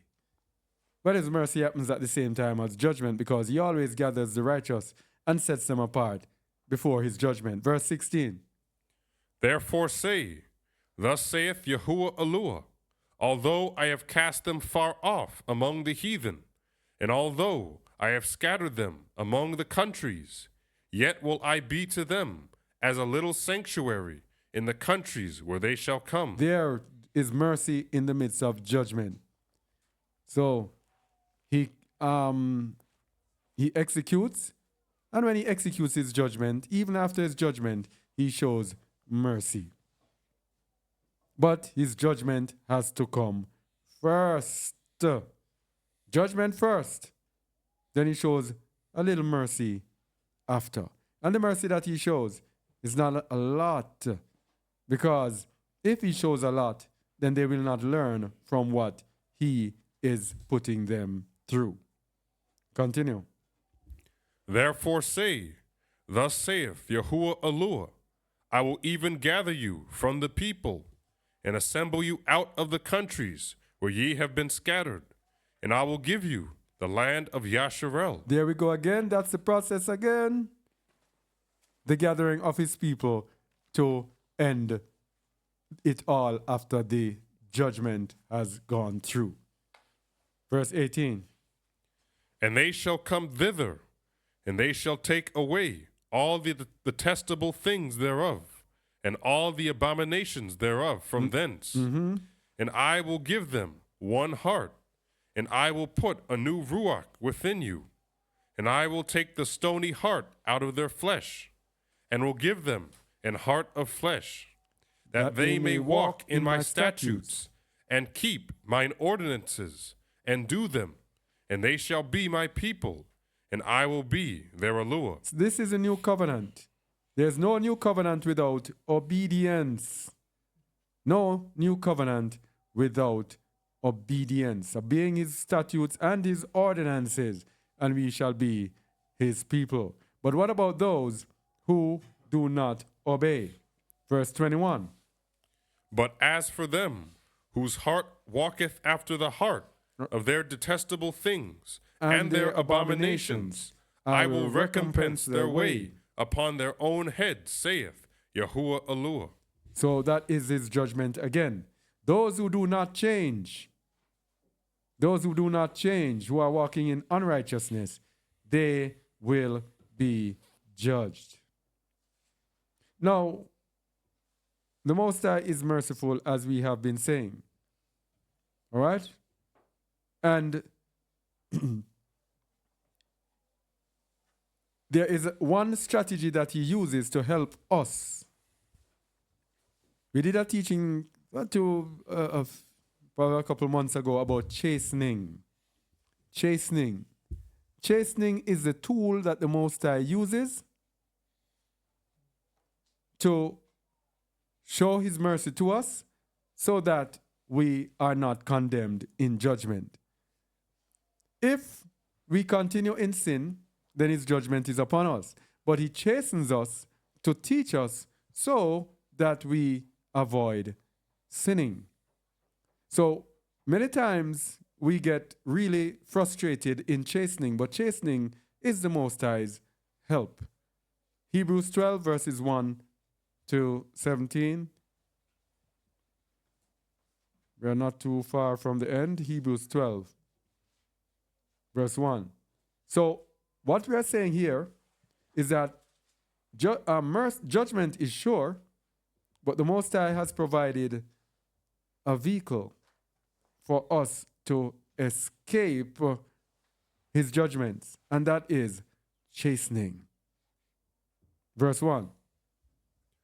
Wherefore, seeing we also are compassed about with so great a cloud of witnesses, let us lay aside every weight, and the sin which doth so easily beset us, and let us run with patience the race that is set before us. So that sin here easily besets us. That is the problem that we have to lay aside. Every weight, everything that is negative, we have to lay aside and look to Yahushua. Hebrews 12 verse 2.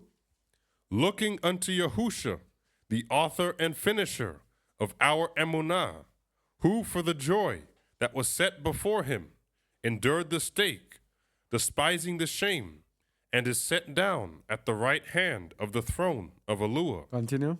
For consider him that endured such contradiction of sinners against himself, lest ye be wearied and faint in your minds.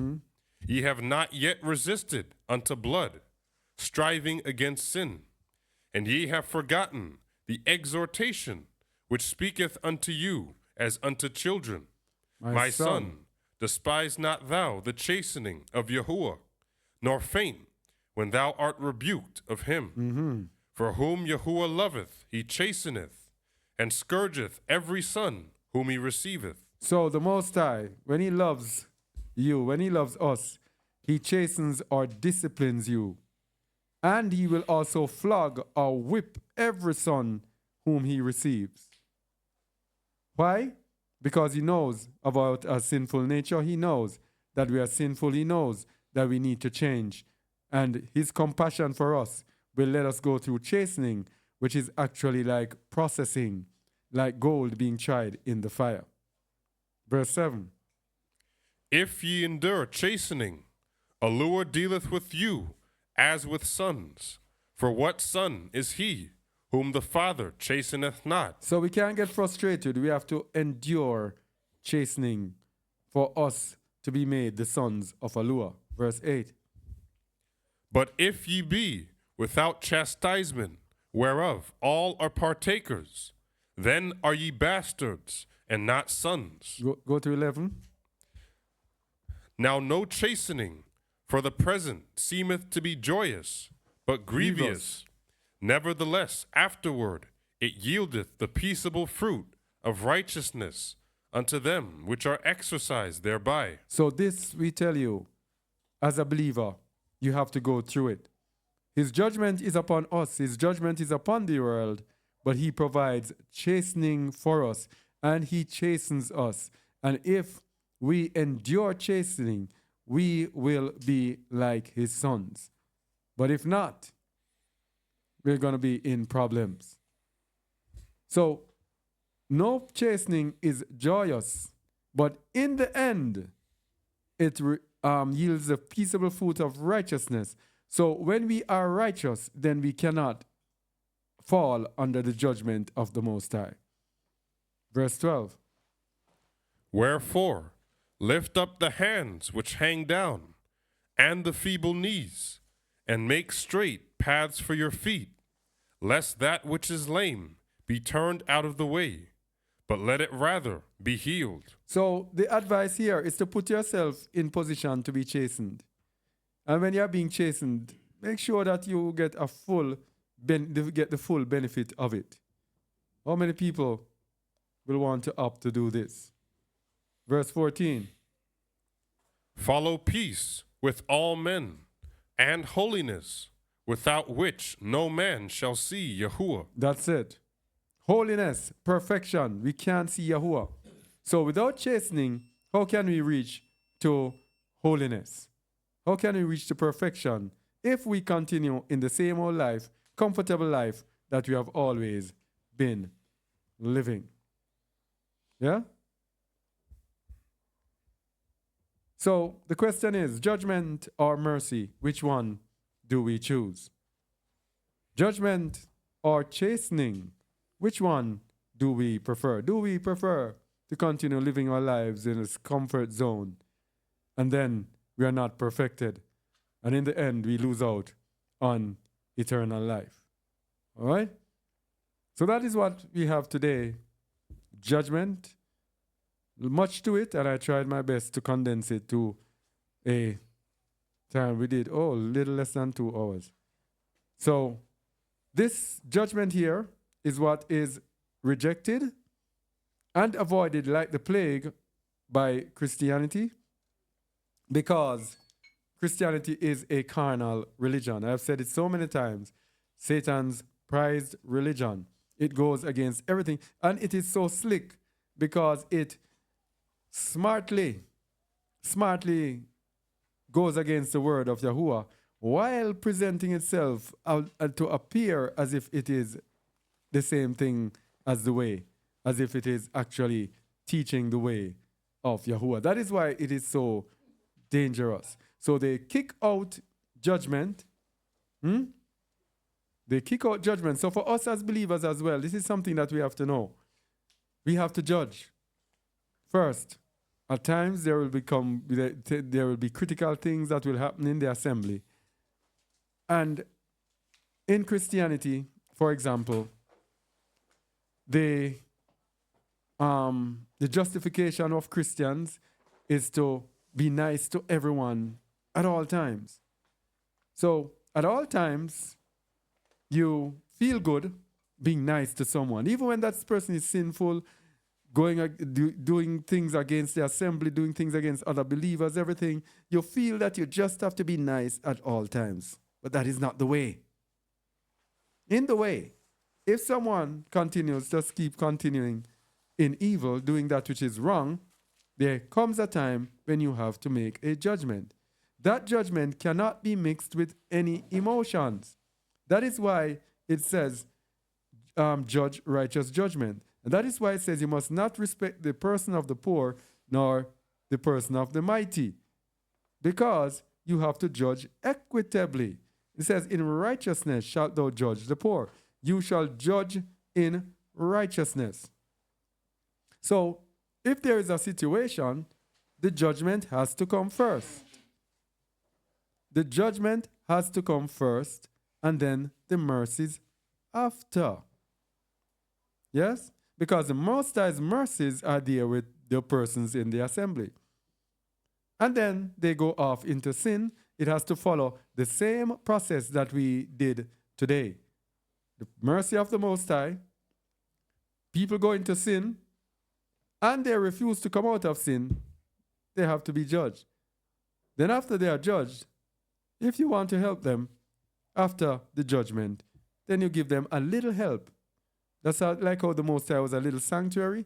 You give them a little help to help them along. Okay? The Most High's judgment is essential and necessary. That's why Shaul spoke in the book of 1 Corinthians, and he said, to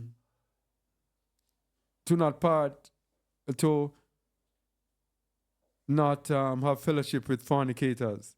And he tell you to get that, think you're a sinful person from among you. That is the judgment of believers in the New Testament. Okay? So we have to actually judge. Can I find, let me see if I can find that. A verse where it speaks about judgment.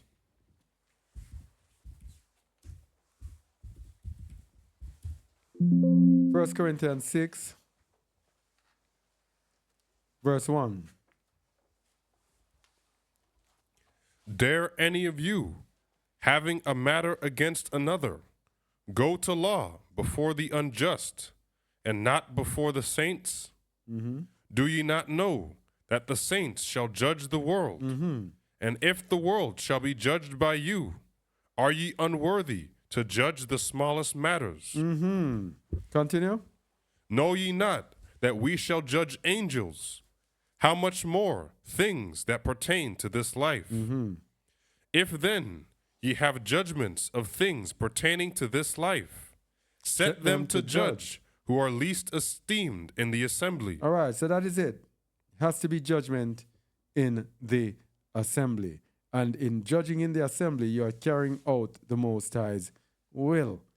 So judgment is an essential part. Without judgment, then there is no righteousness.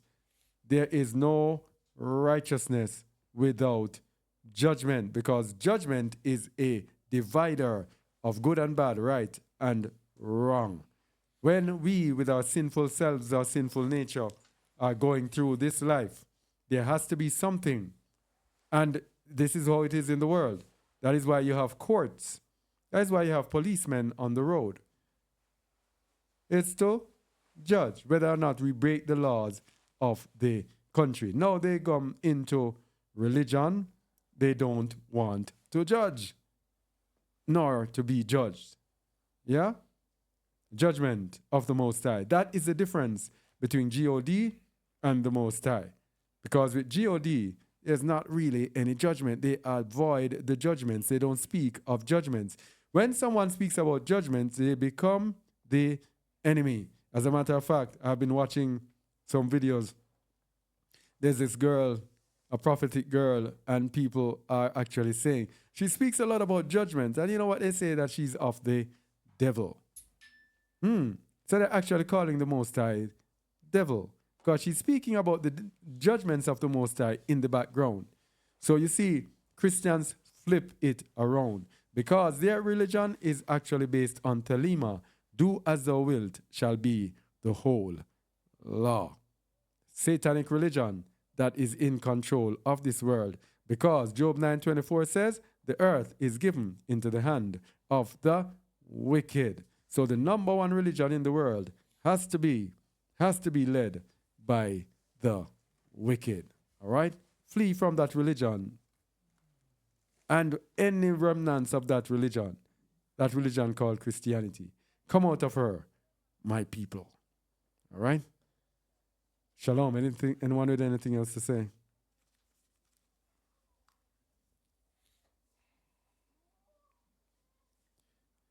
Okay. All right. So thank you all for listening, or if you're watching.